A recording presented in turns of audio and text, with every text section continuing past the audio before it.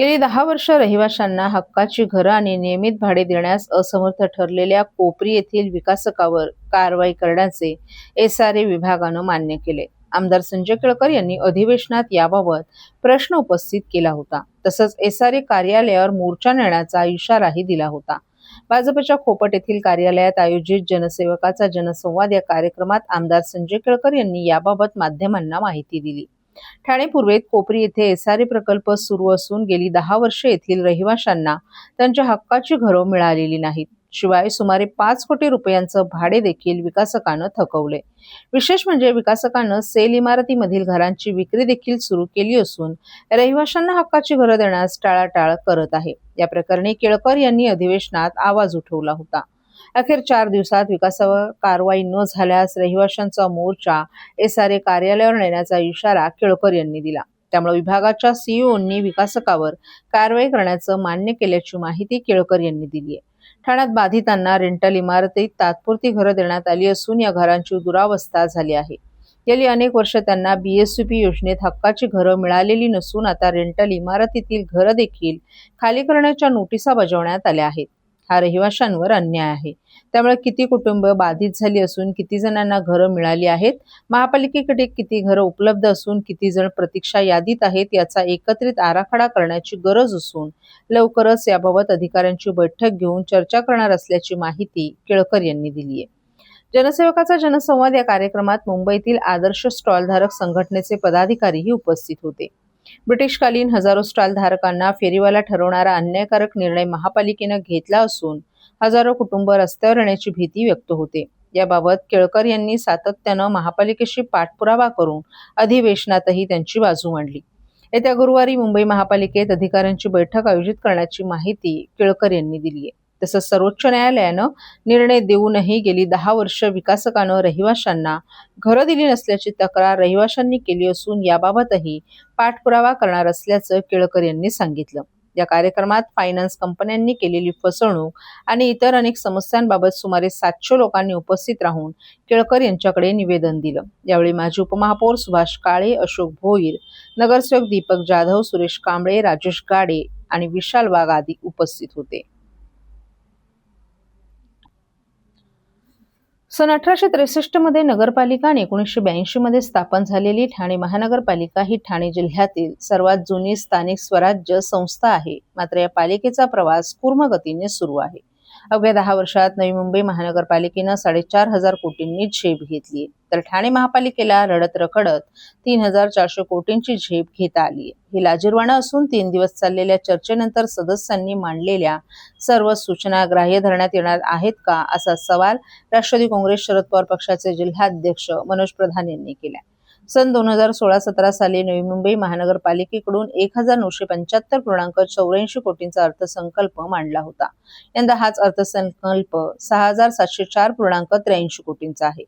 तर सन 2016-17 मध्ये 2,800 कोटींचा अर्थसंकल्प असलेल्या ठाणे महापालिकेचा अर्थसंकल्प 6,221 कोटींचा आहे. म्हणजेच गेल्या 10 वर्षात नवी मुंबईने 4,728.49 कोटी तर ठाणे महापालिकेने 3,421 कोटींची झेप घेतली. सर्वाधिक काळ सत्ता उपभोगणाऱ्यांनी ठाण्याचा विकास साधलाच नसल्याचं यावरून सिद्ध होते.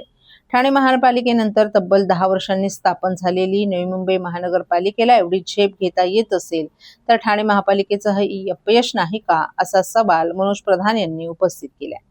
दरम्यान अर्थसंकल्प सादर केल्यानंतर सुमारे 3.5 दिवस ठाणे महापालिकेची महासभा आयोजित करून त्यावर चर्चा करण्यात आली. कधी नव्हे ते नवख्या नगरसेवकांनीही अर्थसंकल्पांवर चांगलं भाष्य केलं. शहरातील विविध समस्यांवर नगरसेवकांनी भाष्य केले. या सर्व सूचनांचा समावेश सुधारित अर्थसंकल्पात करण्यात आला पाहिजे. मात्र ते शक्य होणार आहे का, यावर ठाणे महापालिकेच्या महापौर आणि आयुक्तांनी भाष्य करावं, असं आवाहन प्रधान यांनी केले.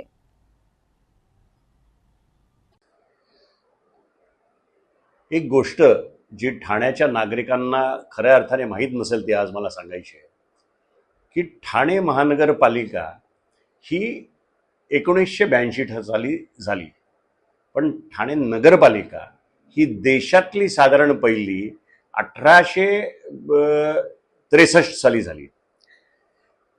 याचा संदर्भ मी अशासाठी देतोय की एक आपण तुलना करूया. 1982मध्ये ठाणे महानगरपालिका झाली आणि 1992मध्ये नवी मुंबई महानगरपालिका झाली.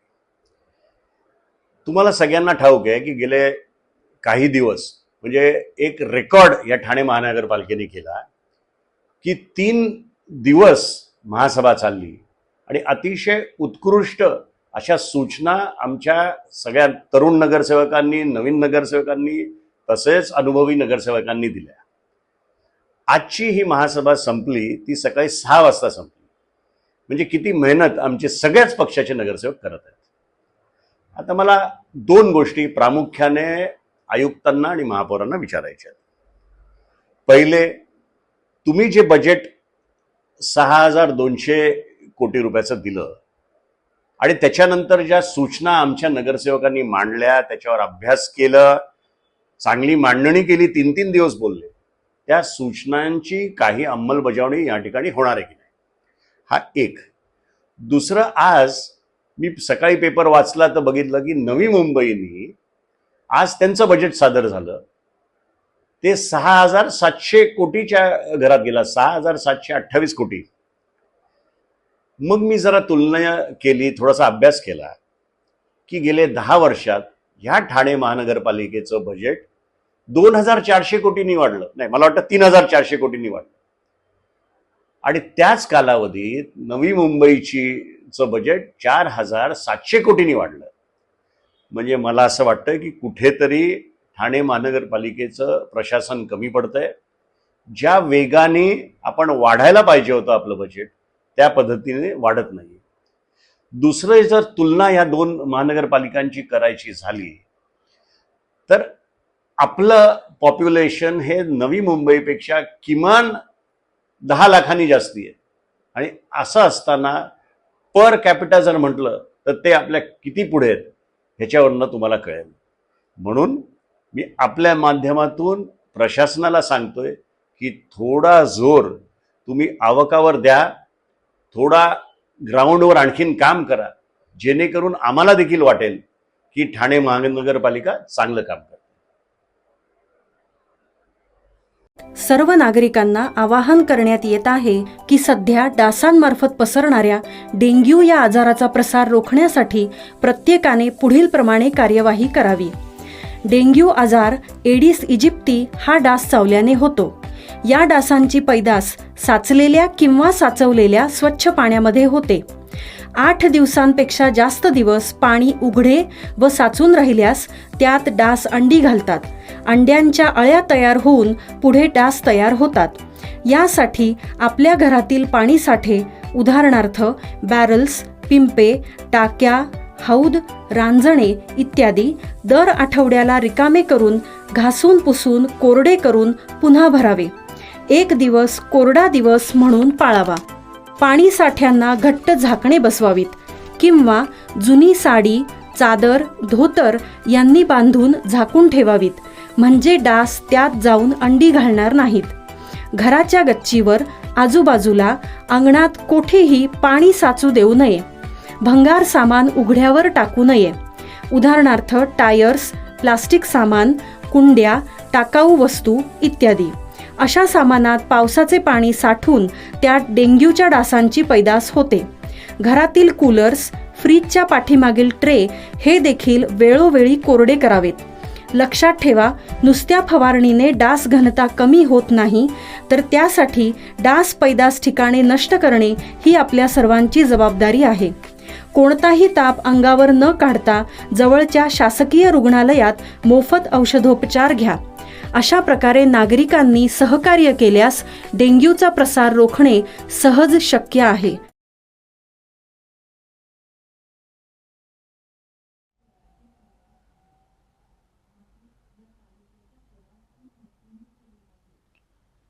महापालिकेच्या अर्थसंकल्पीय विशेष महासभेत सोमवारी निधी वाटपाच्या मुद्द्यावरून सत्ताधारी शिंदे सेना आणि भाजपमध्ये तीव्र संघर्षाची ठिणगी पडली.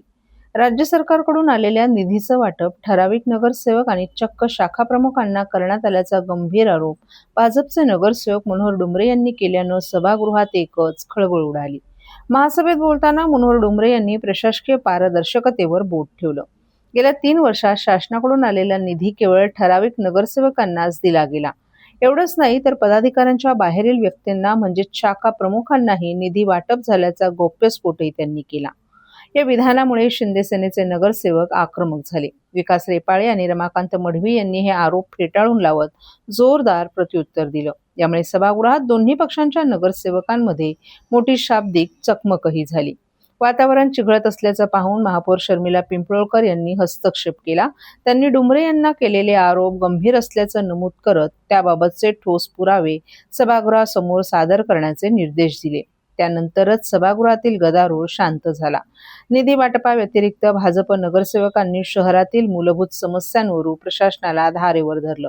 मराठी शाळांची दुरावस्था, मुख्याध्यापकांची रिक्त पदं आणि आरोग्य व्यवस्थेतील त्रुटींबाबत त्यांनी बोट ठेवलं. टीएमटी बस सेवेतील अपुरेपणा, नव्या बस खरेदीतील पारदर्शकतेचा अभाव आणि कचरा व्यवस्थापनातील कथित भ्रष्टाचार यावरही प्रश्नांची सरबत्ती करण्यात आली. तसंच 2009च्या मालमत्ता कर ठरावाची अंमलबजावणी न झाल्यानं पालिकेचं नुकसान झाल्याचं डुमरे यांनी नमूद केलं. विशेष म्हणजे भाजपचे आमदार संजय केळकर यांनी सभागृहात उपस्थित राहून संपूर्ण चर्चेचा आढावा घेतला. सत्तेत असूनही प्रशासकीय चुकीच्या कामांवर लक्ष ठेवण्याची भूमिका भाजपनं यानिमित्तानं स्पष्ट केली आहे. मृणाल पेंडसे, नम्रता कोळी, वैभव कदम यांच्यासह अनेक भाजप नगरसेवकांनी यावेळी आक्रमक पवित्रा घेतला.